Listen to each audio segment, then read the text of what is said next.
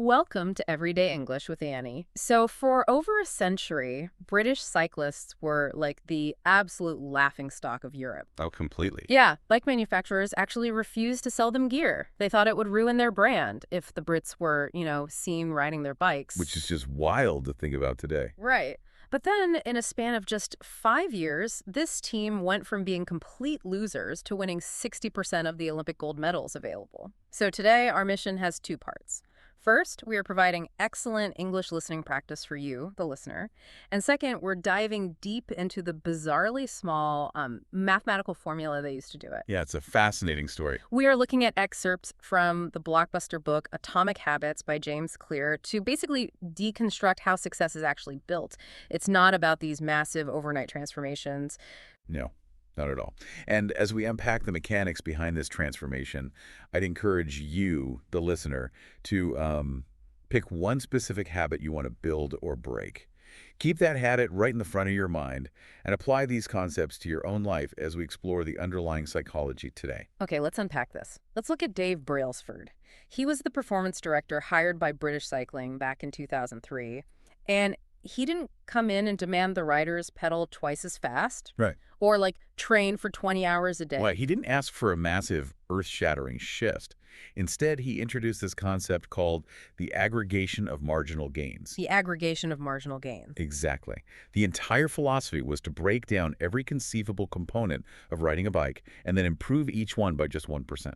And they got really specific with this. I mean, they redesigned the bike seats for comfort. They rubbed alcohol on the tires for just a fraction more grip. The tiny tweaks. But they also went completely outside the realm of athletics. I read that they painted the inside of the team truck stark white just so they could spot tiny specks of dust that might, degrade the finely tuned bike gears. Oh, wow. They even hired a surgeon to teach the riders the optimal way to wash their hands, just to avoid catching a cold before a major race. Which, to an outsider, that level of detail seems almost, well, obsessive-compulsive. Yeah, totally crazy. But if we examine the psychology of what Brailsford was doing, he was removing every possible micro-friction. When an athlete feels that every single variable down to the massage gel and the dust on the floor has been optimized for their success, the psychological buy-in is just massive. That makes a lot of sense. And the physical math is undeniable, right? 5 years later, they completely dominate the Beijing Olympics. Then they win 5 Tour de France titles in 6 years. So the prevailing myth in our culture, that massive success requires massive action, it's mathematically flawed. Getting 1% better every day for a year doesn't just make you 365% better. No, it doesn't work like that. Because of compounding, you end up almost 37 times better by the end of the year. Exactly. And the author's own life actually serves as a profound testament to this exact math. Because as a high school sophomore, James Clear suffered a catastrophic injury. Oh, right, the baseball bat. Yeah, a baseball bat slipped from a classmate's hands, hit him directly between the eyes, and shattered both of his eye sockets. It caused brain swelling so severe he actually had to be placed into a medically induced coma. That is just terrifying. It really is. He couldn't walk, he lost his basic motor skills, and his recovery was painfully slow. See, to recover from a trauma like that, you'd almost expect this cinematic montage, right? Like him doing intensive, heroic physical therapy to conquer the world. Like a movie. Yeah, exactly. But when he finally got to college, his life was completely chaotic. He didn't set out to become an academic All-American. He just tried to get his basic environment under control. Which is so relatable. He focused on keeping his dorm room neat. He went to bed early to get consistent sleep. He just built small, very reliable study routines. And those minor routines were, in a way, his version of the white-painted team truck. Oh, I like that comparison. Right. Because when you lose control of your physical abilities, mastering your immediate environment provides this crucial sense of agency.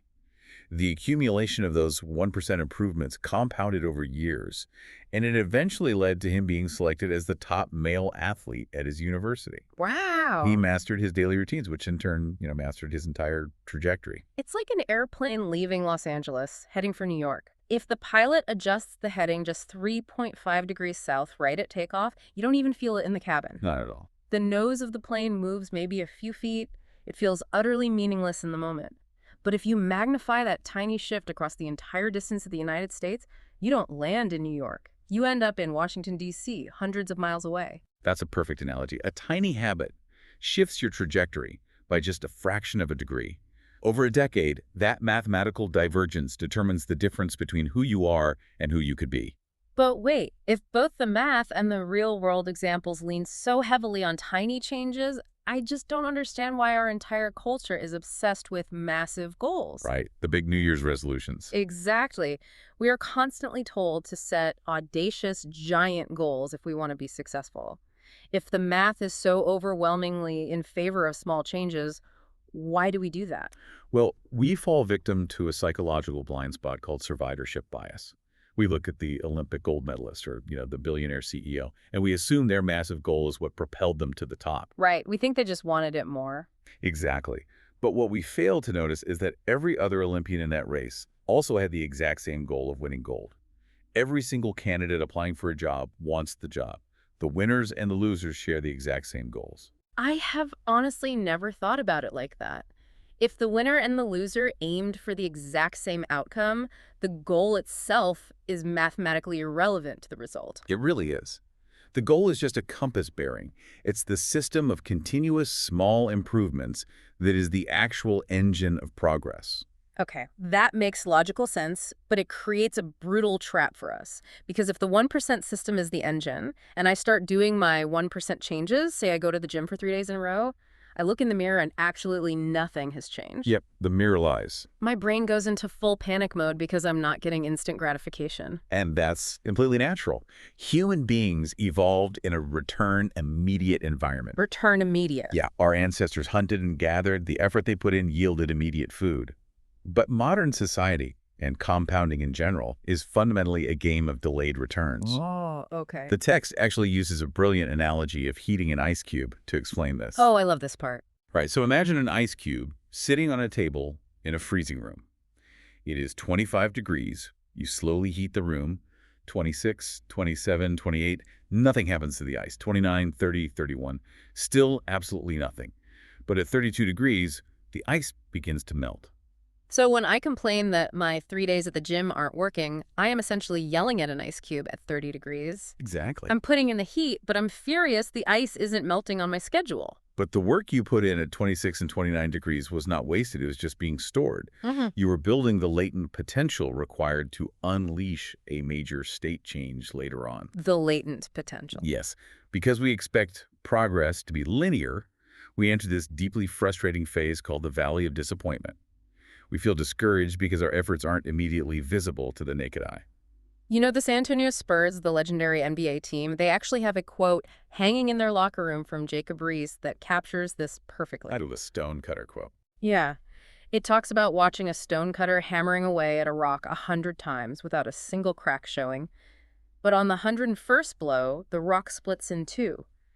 And it wasn't the last blow that did it, but all the unseen blows that came before. That's a powerful image because the outside world only ever sees that 101st blow. Right. They call it an overnight success because they didn't witness the months or even years of stored potential being built up in the valley of disappointment. But surviving that valley seems like the most dangerous part of the whole journey. Just wanting the outcome of a split rock or, wanting the melted ice cube. It doesn't feel like enough motivation to keep hammering when your hands are bleeding and you can't see any progress. You're right. Relying purely on the desire for an outcome is a very fragile strategy. The framework suggests we have to fundamentally shift our focus inward. Inward how?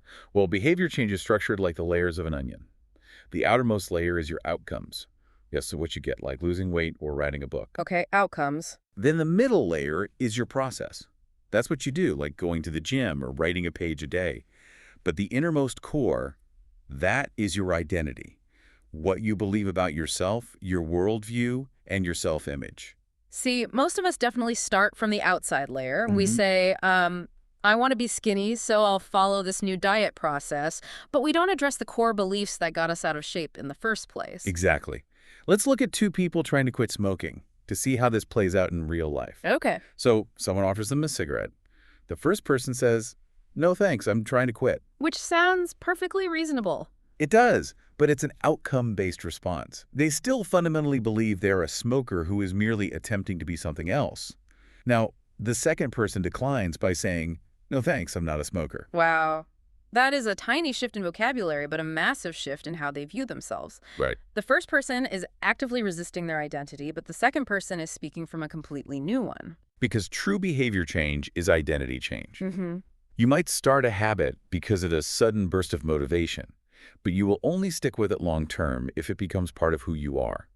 The goal shouldn't be to run a marathon. It should be to become a runner. Right. The goal isn't to read a book. The goal is to become a reader. Here's where it gets really interesting, though, because I struggle with this concept. It borders on that cliche advice to, fake it till you make it. I hear that a lot.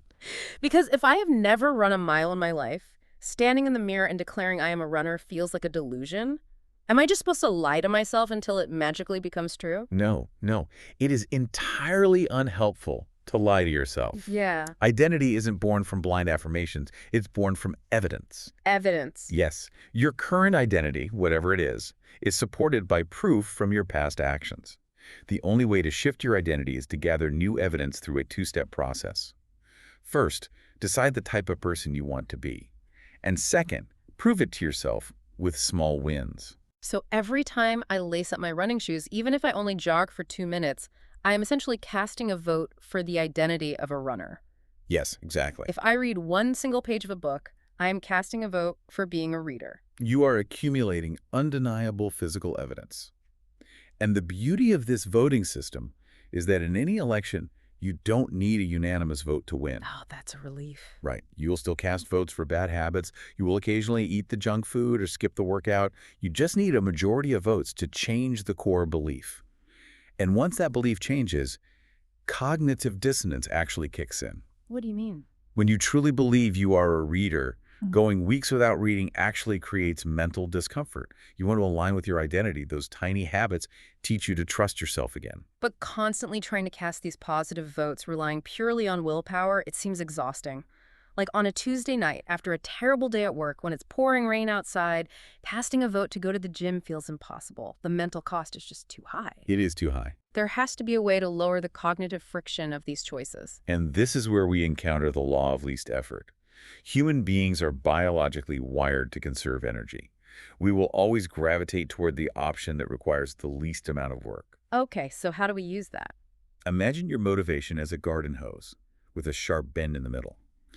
Trying to force yourself to do a difficult habit is like cranking up the water pressure, trying to force water through that kink. It requires immense, unsustainable energy. Rather than forcing the water through, you just need to unbend the hose. Exactly. By focusing on environment design. Environment design. Yes. If you want to eat healthier, you cannot rely on willpower while sitting at a dinner party surrounded by pastries. If you want to watch less television, you have to increase the friction of that habit. Like taking the batteries out of the remote. Yes. Put them in a different room, unplug the TV after every single use, make it incredibly annoying to execute the bad habit. And make the good habit ridiculously easy. That leads to the 2-minute rule, which is, I think, my favorite part. Scaling any new habit down so it takes less than 2 minutes to complete. It's a game changer. So do 30 minutes of yoga becomes just take out my yoga mat. Read before bed becomes read one sentence. Twyla Tharp, one of the greatest choreographers of the modern era, utilizes this beautifully. Yeah. Her daily routine involves waking up at 5:30 in the morning, putting on her workout clothes, hailing a cab in Manhattan, and going to the gym to work out for 2 hours. That sounds grueling. It is.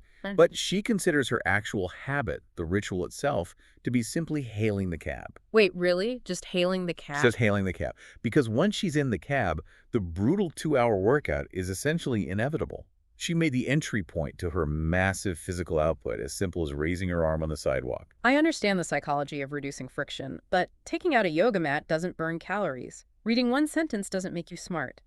If the listener wants actual tangible results, telling them to just tie their running shoes feels, honestly, like a waste of time.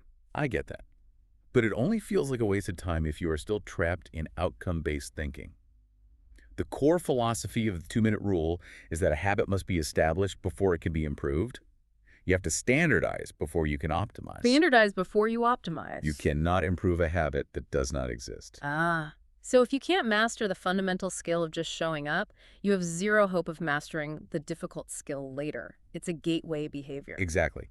By mastering the first 2 minutes, you make the initiation of the behavior mindless. You ritualize the beginning, which dramatically lowers the friction to enter a state of deep focus. You cast a tiny, undeniable vote for your identity. You prove to yourself, I am the kind of person who shows up. So, okay, we have unbent the garden hose. We have used the 2-minute rule to standardize our habit, and we're showing up every day. But once the habit is established, a completely new threat emerges. It's not failure anymore. It is boredom. Yes, boredom is the ultimate villain. How do we sustain this effort over months and years without losing our minds? Consistency in the face of boredom is the true separator between amateurs and professionals. Consider Trent Deersmid, a 23-year-old rookie stockbroker. He used a brilliantly simple visual system to maintain his daily cadence. What did he do? He kept 2 jars on his desk. One was filled with 120 paper clips, and the other was completely empty. Every morning, he would make a sales call and immediately move 1 paper clip into the empty jar. He wouldn't stop for the day until all the clips were moved. I remember reading this. Within 18 months, he was bringing in $5 million for his firm. By age 24, he was making the modern equivalent of over $100,000 a year, just by moving paper clips from one jar to another. It's incredible. And Jerry Seinfeld has a similar visual method for writing comedy. He keeps a massive wall calendar, and every day he writes a joke, he puts a large red X over that day. His only goal becomes, don't break the chain. Visual progress really helps combat the mundane nature of the work. It does. But inevitably, life happens, right? The chain will break. When it does, top performers rely on a very specific rule. Never miss twice. Oh, that is so important. That prevents the downward spiral. Often, if we break our diet at lunch, we think, well, the day is ruined. I might as well eat an entire pizza for dinner and start over on Monday. We've all been there. But missing one workout doesn't ruin your fitness. Just like eating one salad doesn't instantly make you fit. It is the consecutive string of misses that destroys the system. Never missing twice stops the bleeding immediately. Right, and to further manage boredom, the material introduces the Goldilocks rule. Humans experience peak motivation when working on tasks that are right on the edge of their current abilities. Not too hard, not too easy. Like playing tennis. If I play a match against a 4-year-old, I am going to be completely bored. I'll win without even trying.